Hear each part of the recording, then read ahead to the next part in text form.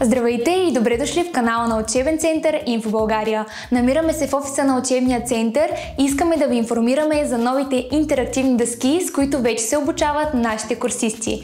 По-късно в това видео ще видите кадри на функциите на интерактивните дъски, които поетапно ще заместят дъските с маркери. А сега, хайде сме в зала Кембридж.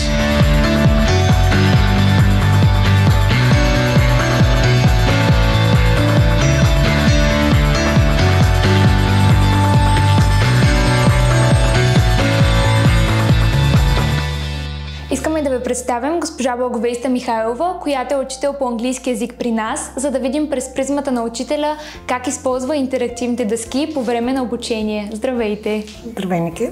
Бихме искали да обсъдим как използвате интерактивните дъски по време на учебните часове. Интерактивните дъски, които използваме, са на практика едни огромни таблети. Този, пред който стоим в момента, 65 инча, с връзка към интернет. На практика това увеличава нашите възможности да използваме разнообразни помощни материали в часовете по езиково обучение. Ние до сега сме използвали аудио и видео материали, които достъпвахме чрез лаптоп или мобилен телефон. Сега вече всички тези ресурси са качени на нашата интерактивна дъска, на всички дъски, които ползваме, и можем да ги използваме свободно в часовете. Особено важно това е в детските групи, тъй като за децата има разработени редица материали, които чрез Google можем да достъпим лесно и удобно и да използваме ежедневно. Колкото до обучението на възрастните, това също е огромно предимство, тъй като там също можем да се възползваме от неограничените ресурси на интернет. Нещо, което до сега беше много трудно и се налагаше безкрайно разпечатване на безброй много материали. Освен онлайн ресурсите, тези дъски могат да работят с разнообразни файлови формати, текстови таблици, с PDF-и. Това ни дава огромни възможности. Впоследствие ние сами ще можем да започнем да изработваме собствени материали, за да бъдат нашите часове още по-интересни и по-полезни. Искам само да направя едно много важно уточнение. Самата интерактивна дъска, тя не учи, а тя е помощен материал, така че за курсистите остава да се самоподготвят, да зубрят думи, да правят упражнения. Изобщо обучението си остава под формата на учене, но интерактивната дъска е много добър помощник на учителя и за курсистите прави часа изключително приятен. Как ще интегрирате интерактивните дъски по време на обучението? Интерактивните дъски са компютър, вече споменахме. Те имат памет, където можем да качим всякакви материали, с които разполагаме.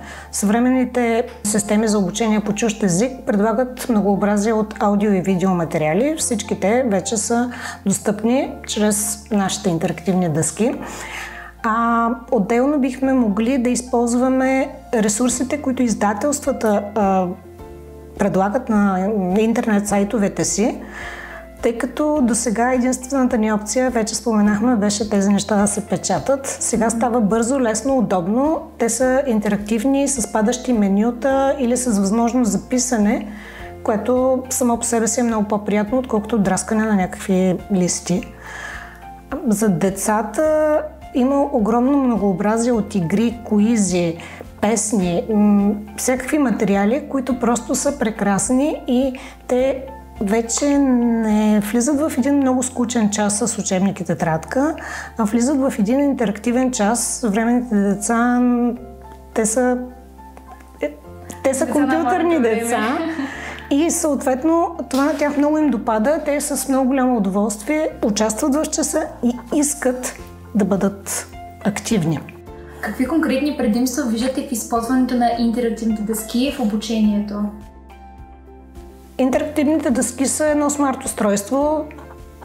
Те могат всичко.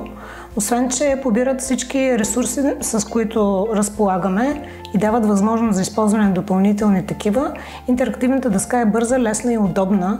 На нея лесно се пише, лесно се трие, може да връщаме, да записваме, можем да запазваме файлове на дъската, които да ползваме в последствие. Сега за учителя това е огромно улеснение, съвсем техническо. Може да ви изглежда много малко нещо, но проблема не ми стига дъската е огромен. С бялата дъска се налага учителя много да мисли за това как подрежда нещата на дъската, така че всичко да бъде хем прегледно, хем пълно. В момента това не е проблем. Можем да ползваме безкрайно много слайдове, които да връщаме, когато е нужно в урока или дори в следващия урок. Освен това, интерактивната дъска съхранява файловете си и те лесно могат да бъдат изпращани на курсисти, които отсъстват, или на родителите, които много често се интересуват от това как протича урока. С внедряването на интерактивните дъски, какви са плюсовете за курсистите? Вече споменахме, интерактивната дъска е помощен инструмент, но тя прави урока много по-лесен и по-приятен. Удоволствието от ученето е ключово за успеха на един езиков курс, както в обучението на възрастните курсисти, така и в обучението на децата. Реално без интерактивната дъска детските курсове са просто много скучни. В момента мога смело да кажа, че те стават много интересни и децата просто идват с удоволствие тук. Колкото до възрастните курсисти, те изключително много оценяват качеството на аудио и видео изображението, както и възможността в случай, че се затруднят на някаква задача, бързичко да намерим допълнителен материал, който да нагледи или покаже това, за което става въпрос в часа. Ако имате вече наблюдения върху курсистите, на тях повече ли им харесва новата интерактивна дъска и по-лесно ли се обучават от нея? Ето е нашата нова интерактивна дъска. Като ме питате за предпочитанията на курсистите, това е все едно 2024 година да предложите на някого Nokia с фенерче. Беше хит преди 20-30 години, не си спомням колко точно. Страхотен телефон, абсолютно нечуплив и батерията издържаше по 2 седмици. Да, но днес вече всеки предпочита последна версия на смартфон, така и с интерактивната дъска. Просто това е нова технология, която ще стане неразделна част от всеки учебен час и не само защото е полезна и удобна, но и защото хората я предпочитат и малки, и големи.